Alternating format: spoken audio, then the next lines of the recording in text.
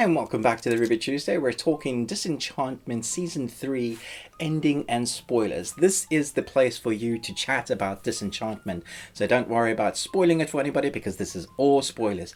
I don't actually have all the answers. I'm going to talk about some things that I thought where the ending was going and some of the great spoiler moments in the series. But if you have any answers to some of the questions I have, or if you know something, then yeah, let's chat down. Give me your theories. Let me know where you think season 4 is going. But for now, do give this video a thumbs up. And if you haven't seen the review, I have a review on the channel.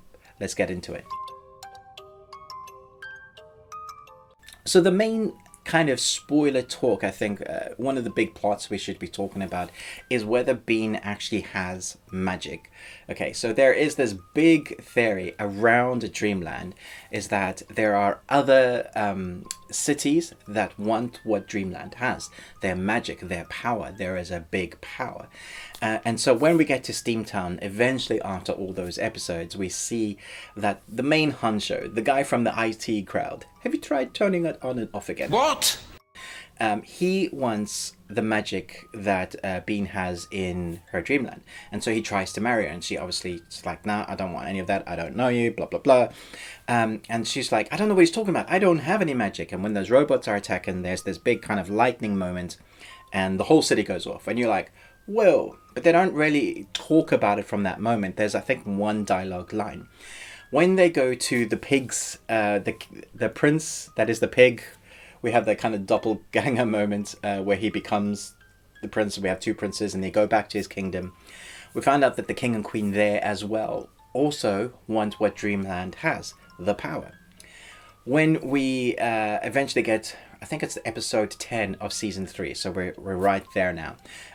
There is the Elven kingdom revealed in the catacombs below the city, and they're like, no, don't let them know. And obviously they find out the other elves, and so there it used to belong. I think the kingdom in Dreamland used to be the elves' kingdom, and so there could be a reason why there is so much power there as well. But what does it have to do with Bean and her power? And obviously during the series we have her mother as well that has come back into the picture. And she's always got a plan. There's always something going on around the edges. You never quite know. It doesn't quite reveal until we get to that moment right at the end where Bean is taken down in the elevator. She's like, where are we going? How far does this go down? She's all the way down. Eventually it opens up to what looks like hell.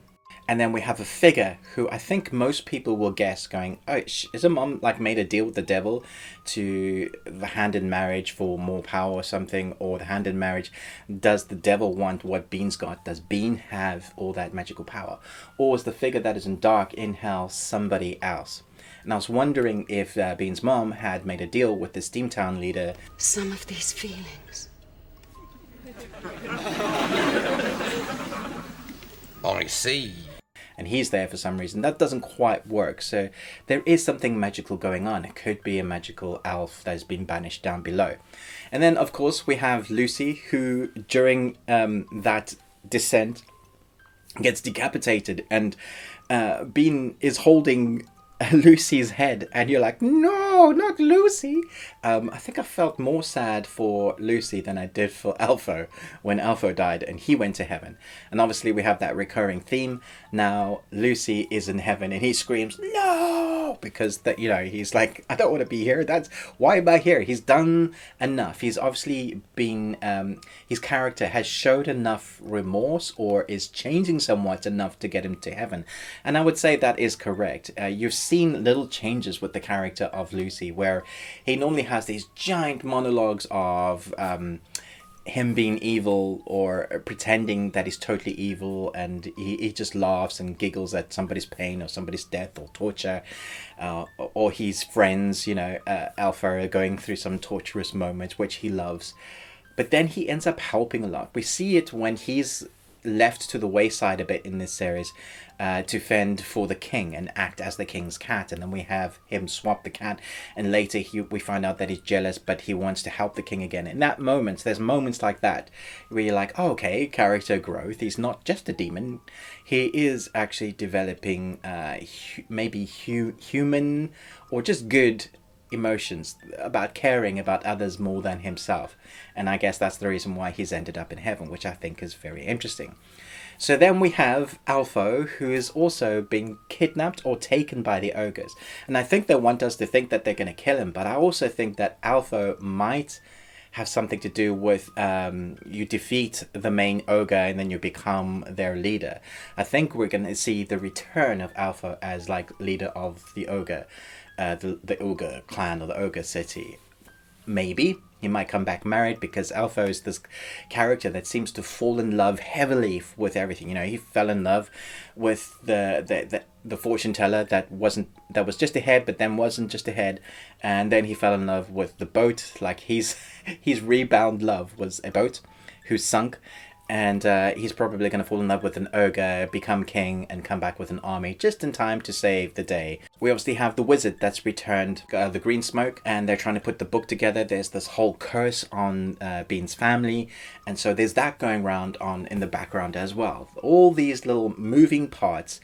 There was a lot going on in this season, and I actually felt like there was a lot happening within the story arc and the latter episodes, so it took a while to get into the real meat of the series, and then they just went for it. It was like, well, okay, hold on there. And that's why I feel like we kind of needed a few more episodes, because where we find all our characters at the end just feels like an abrupt stop, that oh, it's finished now. So we have Alpha, who is with the ogres. We have Lucy, who is dead and in heaven. We have Bean, who is in hell with her mother, with some mysterious figure. We have the father, who is mentally just gone mental, mentally wrong, mentally broken, and because of various circumstances during the episodes, one of which the person that was trying to help him get his kingdom back was decapitated, so he's been talking like weird animals the whole time and ends up in an asylum. We have obviously the mother back. We have the brother-in-law and mother-in-law who've left to go pirating. So there's all these moving pieces. We have Steamland, which I'm sure is going to be prominent. All of these massive moving pieces that are just left in the air like that. So where the story arc was fantastic, it did feel like kind of abrupt. Now you're going to wait a year for that. So where do you think it's going to go? What do you think is going to happen in season 4? Obviously, I think all of those moving pieces are going to come in. I think finally we're going to get or have some information of what it is to do with Bean and the magic or the power that everybody wants. Is it to do with the catacombs and the Elven City, the Elven power, the Elf power, or is it to do with Bean's power? What power do you think Bean has? Why has her mother always been trying to get her back? I think there's many questions here. We can theorize. I'd love to talk to you guys in the comments. Let me know what you think. Thanks so much for watching this, but most of all, until next time, remember, live long and Tuesday.